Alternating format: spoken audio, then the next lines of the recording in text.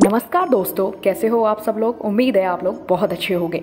दोस्तों, आज हम बात करने जा रहे हैं कि गीता में जो चैप्टर 2 है उसमें 71 श्लोक है, जिसमें भगवान श्री कृष्ण अर्जुन से कहते हैं कि आप अपनी इच्छा की जो तृप्ति है, इच्छा ना करना है, आप वो सब त्याग दो और मुझ में ही पूरी तरह आत्मस्थ हो जाओ। अब तरह तरह की चीज़ों से मन में प्रश्न उठता है। मेरी भी कुछ ऐसी कंडीशन थी। जैसे सबसे पहले अगर बात करें, इंद्रिय तृप्ति हम त्याग ही कैसे सकते हैं, मतलब इच्छा जो ना करना है वो कैसे त्याग सकते हैं। फिर मैंने सदगुरु की बुक देखी, चाहो जो पालो, चाहो और चाहो, एक बुक है उनकी। तो उसमें भी यही था कि वो उसमें ये बता रहे हैं कि आपको बहुत इच्छाएं करनी चाहिए, जब इच्छाएं होंगी तभी तो वो पूरी होंगी।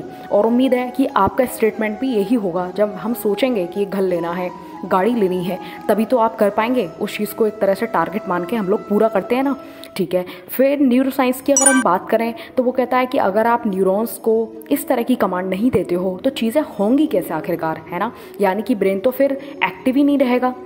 अब फिर एक बुक है थिंक एंड ग्रो रिच, आपने पढ़ी होगी, नेपोलियन हिल की, जिसमें वो कहते हैं, वो पहला ही चैप्टर है डिज़ायर का, जिसमें वो बताते हैं कि आपको अपने अंदर बर्निंग डिज़ायर रखनी चाहिए। और फिर अगर हम लॉ ऑफ अट्रैक्शन की बात करें तब भी वो यही इशारा करता है कि अगर आप सोचोगे, थिंकिंग करोगे, वैसे ही चीज़ें होती हैं। फिर आप विजुलाइज करते हैं, फिर वो एक्शन में आता है और आपकी जो थॉट है, जो विश है, वो पूरी हो जाती है। अब इन सब चीज़ों से जो मेरे मन में है, वो उम्मीद है कि आपके मन में भी ये चीज़ होगी। इन सब से बहुत सिर चकरा गया। फिर उस चीज़ को मैंने कई बुक्स में और देखा, कई दर्शंस में थोड़ी थोड़ी चीज़ पढ़ी, और गीता की और भी पब्लिकेशंस की बुक आती हैं, और आचार्य प्रशांत जी को भी सुना, बहुत सारी चीज़ें पढ़ी।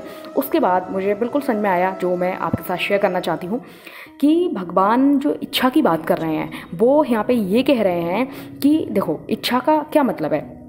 आप सबसे पहले ये देखो कि आप एनालाइज करो आप कहाँ रहते हो। तो आप कहेंगे हम संसार में रहते हैं। तो अब मुझे ये बताओ कि संसार में सत्य क्या है। अगर आप कहो कि मैं सत्य हूँ तो तुम भी प्रतिपल बदल रहे हो। अगर तुम प्रकृति की बात करो तो वो भी लगातार बदल रही है। अगर आप किसी विषय या वस्तु की बात करो तो वो भी लगातार बदल रही है। अगर आपने आज कोई नई चीज़ ले ली है तो तय है कि वो कल पुरानी होगी।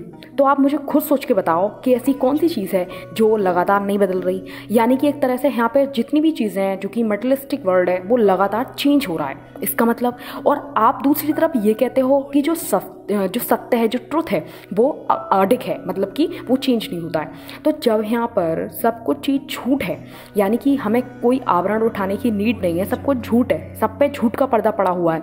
अगर मैं कहूँ कि आपका नाम क्या है तो आप कहेंगे मेरा नाम ये है। तो क्या वो आपका नाम है, वो किसी ने और दिया है आपको। आप कहो, मैं कहूँ आपसे कि आप कौन सी पोस्ट पे हैं, तो आप कहेंगे मैं इस पोस्ट पे हूँ, वो भी किसी ने दी है।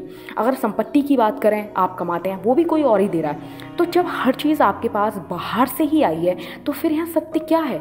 तो उसी चीज़ को ही तो वो कह रहे हैं कि जैसे ही तुम्हारा बोध बढ़ेगा, तुम सत्य को जान जाओगे, तुम खुद ही इच्छा को त्याग दोगे। क्योंकि तुम इच्छा किसकी करोगे, आखिर तुम क्या ढूंढ कर रहे हो। तो तुम कहोगे हम सत्य ढूंढ रहे हैं, मुझे वो चीज़ चाहिए जो मेरी हो। तो तुम्हारा यहाँ कुछ है ही नहीं, तो तुम पकड़ोगे किसे। तो वो इसी चीज़ को कह रहे हैं कि आप अपनी इच्छा त्याग दो, इंद्रिय तृप्ति से रहित हो जाओ, यहाँ कुछ नहीं है, आप सिर्फ मुझ में स्थित हो जाओ।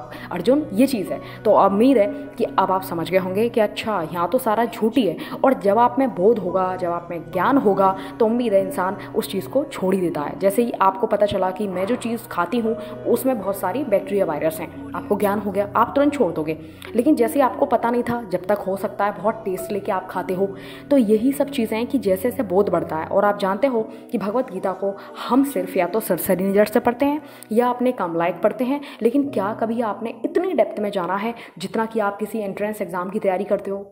क्या आपने जाना है वहाँ आप एक एक चीज़ पढ़ते हो इतनी गहराई से कि भाई मुझसे कोई ऐसी चीज़ ना रह जाए जो छूट जाए। चलिए, उम्मीद है आप ये चीज़ समझ गए होंगे, क्योंकि मैंने भी कई जगह माथापच्ची करी, तब बहुत क्लियर हुआ। और कोई डाउट हो तो आप मुझे कमेंट कर सकते हैं, और इंस्टा की आईडी नीचे मेंशन है, आप मुझे वहाँ पे भी फ्रीली डीएम कर सकते हैं।